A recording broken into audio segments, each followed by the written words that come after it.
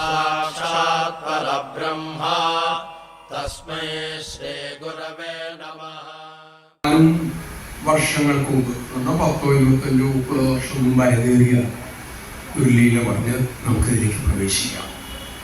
ഇത് സംഭവം നടക്കുന്നത് ഒറീസക്കാരുടെ പുട്ടപ്പള്ളിയിലെ സേവാ സമയത്താണ്. ആ സമയത്ത് ഒരാള് പ്രശാന്ത നിലയത്തില് സിഗരറ്റ് വലിച്ചു നടക്കണം. സേവ അതിൽ കയറി പിടിച്ചു.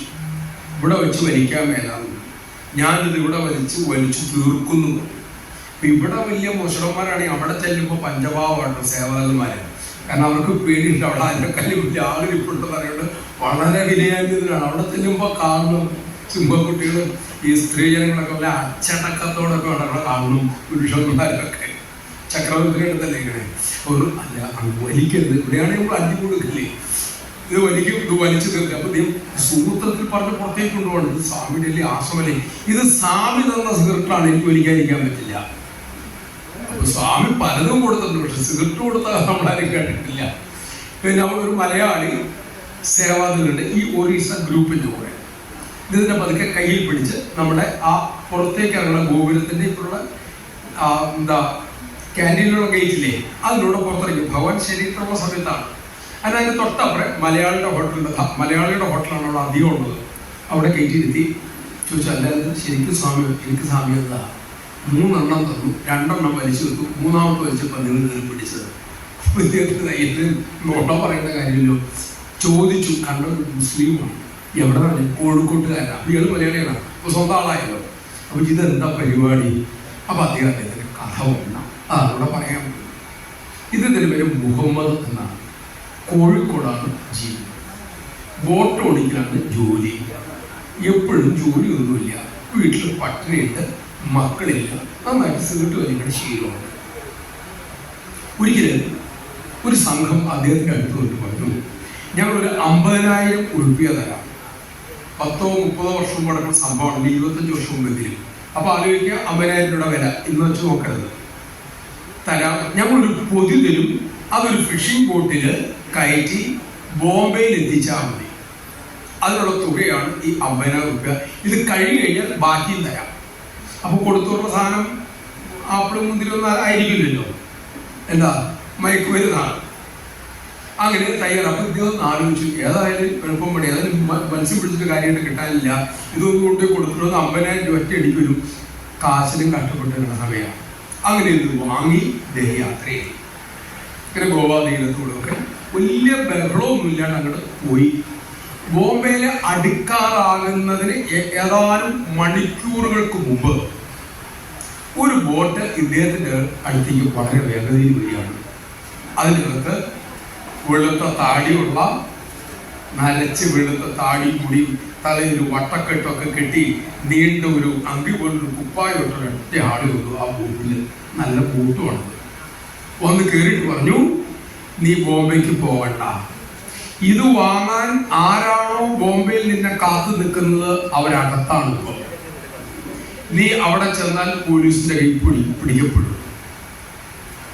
തീരദേശ പോലീസ് വാർത്ത കിട്ടി, അവർ നിന്നെ വളഞ്ഞിട്ടുണ്ട്, താമസിയാതെ നീ അവരെ അടുത്ത് വരും, നീ രക്ഷപ്പെടുക. ഇത് ആ പരിഭ്രമം ചെയ്യണത്തെ പറയുന്നതെന്ന് വെച്ചിട്ട് ഇവിടെ തട്ടിപ്പുകാരുടെ കേന്ദ്രമല്ലേ, കൊണ്ടുപോണ സാധനം അങ്ങനെയുള്ള അമൃതമാണ്. ഉടൻ തന്നെ ഇത് ചർച്ച ചെയ്തുകൊണ്ടിരിക്കുമ്പോൾ തന്നെ ഒരു വിസിലടിക്കുന്ന ശബ്ദം കിട്ടും. നോക്കുമ്പോൾ ഒരു 2-3 പോലീസ് ബോട്ടുകൾ കോസ്റ്റ് ഗാർഡിന്റെ ഇവരെ നേർക്ക് തിരിച്ചു വരികയാണ്. ഈ ഫക്കീറിനെ പോലെ തോന്നിച്ച ആള് പെട്ടെന്ന്, നീ എന്റെ ബോട്ടിലേക്ക് കയറുക, ഇനി സമയമില്ല, അപകടമാണ്, പെട്ടെന്ന് നിങ്ങൾ കയറുമെന്ന് പറഞ്ഞു. ഈ ആജ്ഞാശക്തി കേട്ടപ്പം നമ്മുടെ മുഹമ്മദിന് എതിർത്ത് നിൽക്കാൻ സാധിച്ചില്ല. അതേ പെട്ടെന്ന് ഇങ്ങോട്ട് കയറി നമ്മുടെ ഫക്കീർ ഈ മയക്കുമരുന്നിന്റെ പാക്കറ്റുള്ള ബോട്ടിലേക്ക് ചാടിക്കയറി. അപ്പോഴത്തേക്കും ഈ പോലീസ് ബോട്ടുകൾ ഇതിനെ വളഞ്ഞു, ഇതിനടുപ്പിച്ചു ബോട്ട്. 2 ബോട്ടിലിപ്പോൾ ഇദ്ദേഹം മുഹമ്മദ് കയറിയിരിക്കുന്ന ബോട്ടിലൊന്നുമില്ല. നിങ്ങൾ തമ്മിൽ എങ്ങനെയാ വെച്ചാൽ നിങ്ങളിങ്ങനെ സംസാരിക്കാനായിട്ട് അടുപ്പിച്ചാണ്, വഴി ചോദിക്കാനൊക്കെ ആയിട്ടുള്ളതൊക്കെ പറഞ്ഞു. ഫക്കീർ ചോദിച്ചു, എങ്ങോട്ട് പോവാന്ന് വെച്ചു. അല്ല ഇവിടെ ഇല്ല, ഇതൊന്നുമില്ല, ഇത് ബോട്ട് കൊണ്ടൊക്കെ പോവും. ഇതെന്താന്ന് വെച്ചു, ഉപ്പാണെന്ന് പറഞ്ഞു. ഒരിക്കലും ഉപ്പ് ഒന്ന് കാണണം എന്ന് പറഞ്ഞു.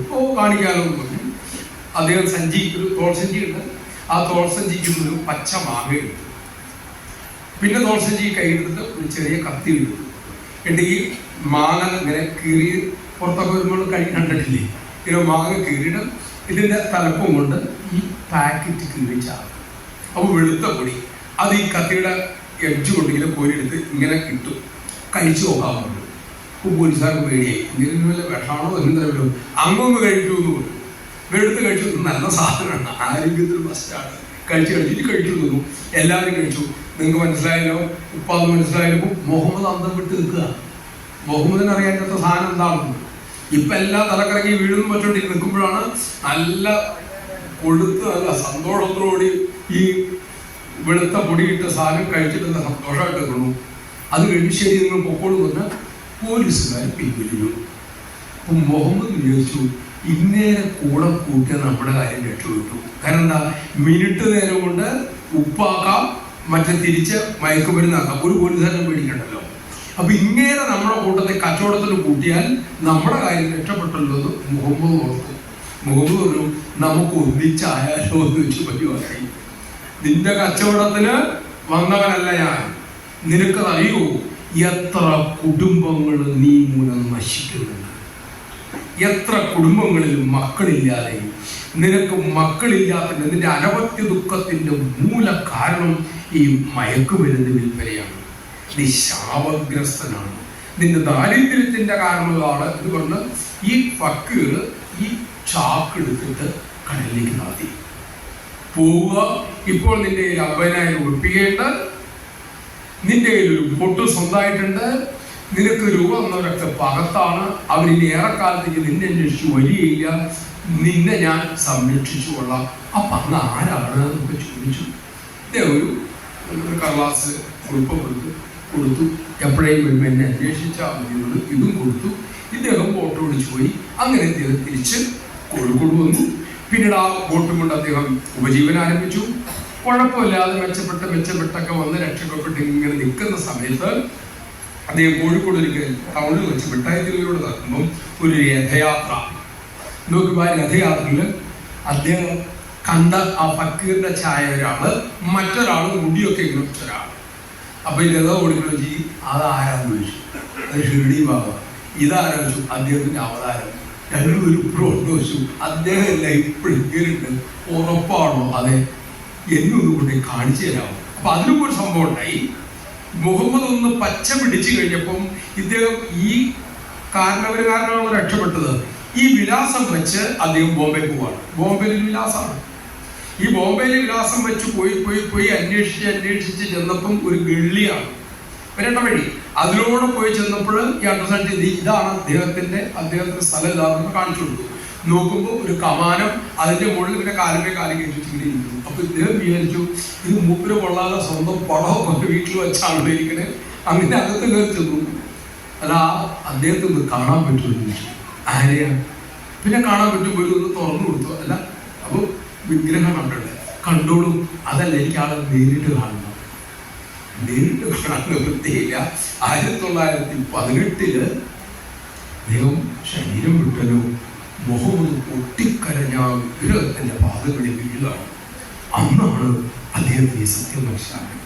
എന്നിട്ട് തിരിച്ചു വരുമ്പോഴാണ് ഈ രഥയാത്ര കാണുന്നതും അതിൻ്റെ ഒരു ഷിർഡിയുടെ പടം കാണുന്നതും കൂടെ പത്തി ഭഗവാന്റെ പടം കാണുന്നു. അപ്പൊ ചോദിച്ചു ഇങ്ങനെ കുട്ടപ്പത്തിയിലുണ്ട്.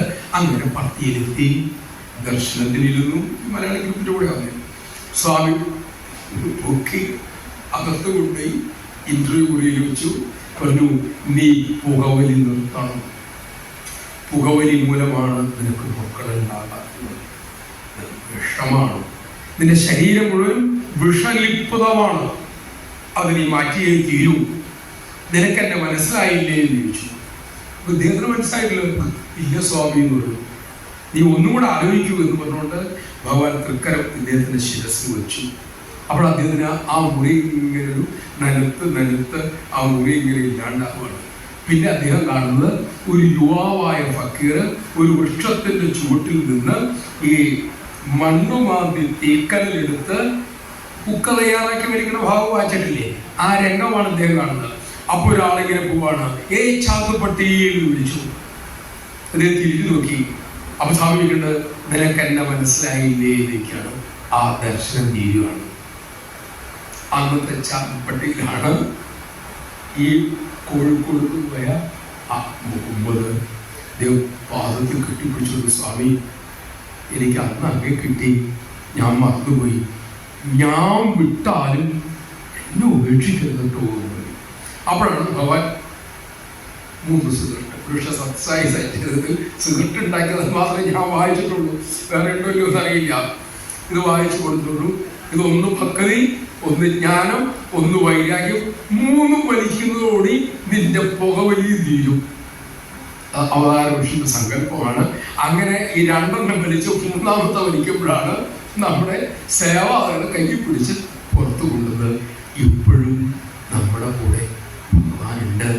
ആ ഒരു തിരിച്ചറിവ്, ആ ഒരു വിവേകമാണ് നമുക്ക് ഉണ്ടാകേണ്ടത്.